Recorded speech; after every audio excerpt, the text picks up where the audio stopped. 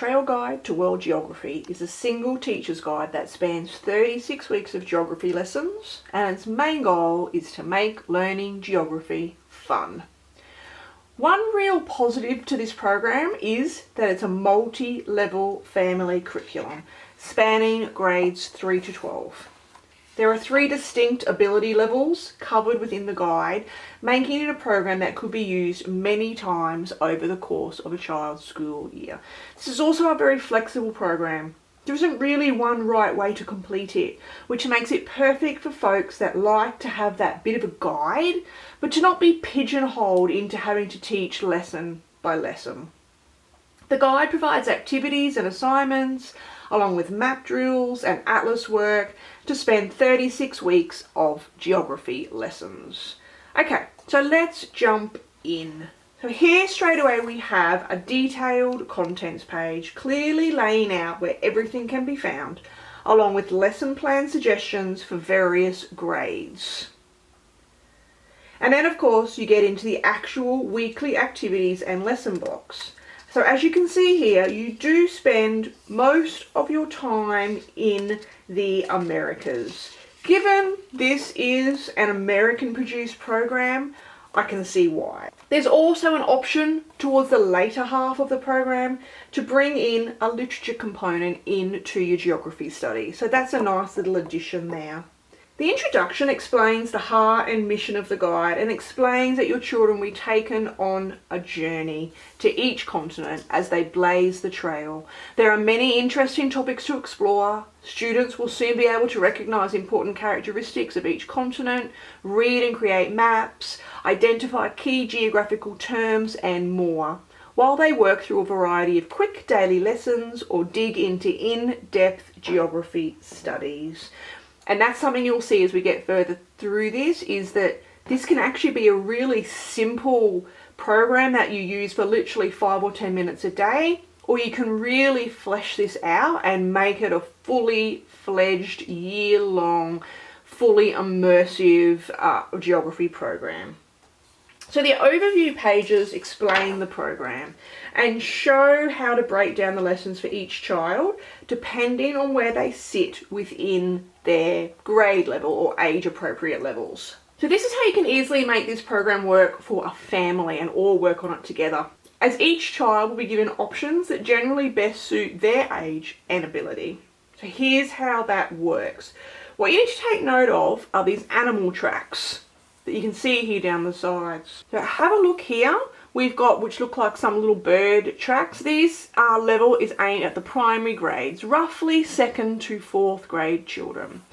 Then you've got the intermediate 5th to 7th grades and secondary 8th through to high school. So we need to take note of the little animal tracks that pop up through the program. So if you're working mostly from the primary section, then you really only need to be concerned with what's here near the bird tracks. And it will give you the overview or the objectives of the program for each grade. The geography trails are the mapping component of the program. So you'll need an atlas and possibly one for each child depending on how you want to work with this guide.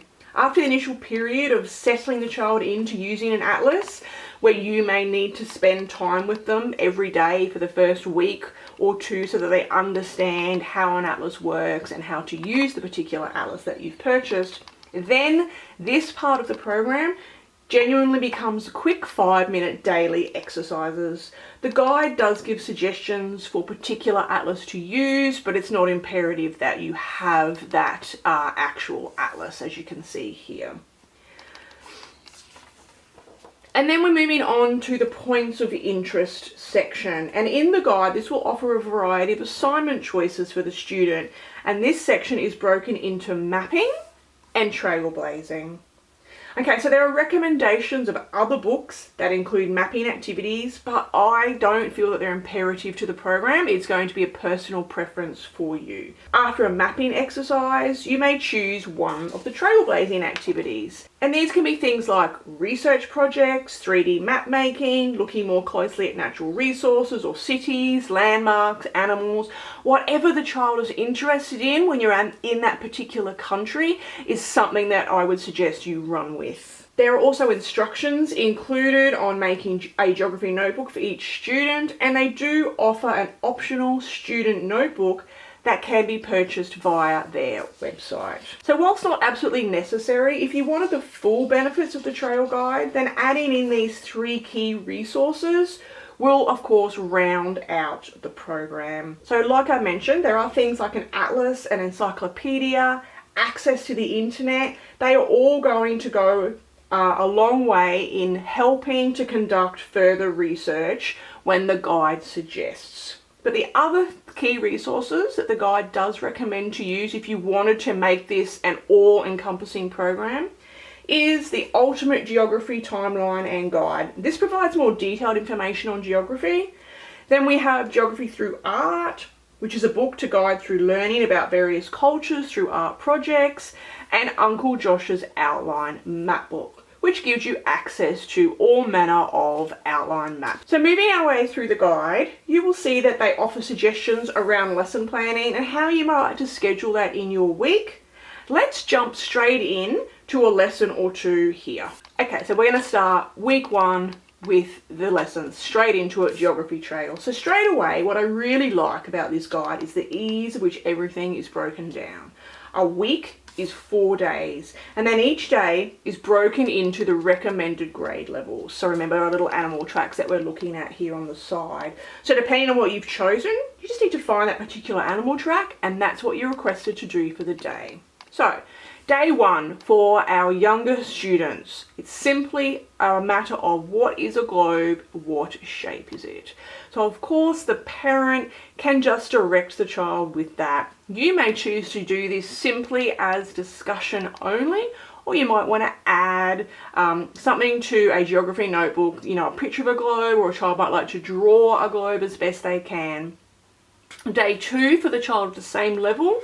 What are the Earth's largest bodies of land called? What are the Earth's largest bodies of water called? So here we may need to get out a book or an atlas and look for that information for the child. And again, up to you how you tackle that and whether you want to add that to a geography notebook. So let's pull out one of the higher grades. So let's look at high school on day 4. What is the parallel of latitude that circumscribes the polar tundra zone? Tropic of Cancer, Arctic Circle, or Antarctic Circle. Approximately what degrees north of the equator is this parallel? So as you can see, it's definitely got the children diving deep into getting to know their atlas really, really well. Then over the page, you will have what they call, of course, their points of interest. And this will list you a whole bunch of ideas that you could do. This is the great thing about this particular guide. The actual lessons are really short and to the point, but you were then provided with all of the ideas where you could extend things whenever you wanted. So on days that, you know, you are short on time, or, you know, mood is low, or any of those things, doing this is sufficient. But if you want to spend more time, you've also got a whole gamut of ideas to extend on. So if we flip further into the book and take a look at how things progress. So let's go up to, let's have a look here. We're at week 22 and we're in Asia. So week 22, day 1, we're still looking at our younger children. In what country is the Yangtze River? What 2 countries west of Japan form a peninsula? Now you're at week 22 here, so you would expect that the child has built up enough skills to be able to use their atlas to find this information. And of course, if they can't, then you or an older child can sit and work through that with them. Then if we flip through to week 28, you will see that we bring in a literature study. Gives a little few instructional pages prior to that. But we're looking at around the world in 80 days. And then this, doing the activities here and reading the book Around the World in 80 Days will round out the year for you and take you all the way through to week 36. And then you've completed the full geography program. So let's take a quick look at just the last few pages in the book here. So you've got a map needed. They give you some literature options. This one is the list for younger students, and then a list for older students. You have Blackline Masters for the kids that they can create their own illustrated geography dictionary if you wish, or of course you could just have them draw these by hand. And the answers are in the back of the book. So this makes it really helpful for those of you who may not be very strong on geography. You've got all the answers for each week, each level, all here in the back of the book. And now we have the trail guide to world geography. Don't forget to check the channel for all our other curriculum and resource flip throughs. Thank you for being here, and I'll see you all again soon. Bye for now.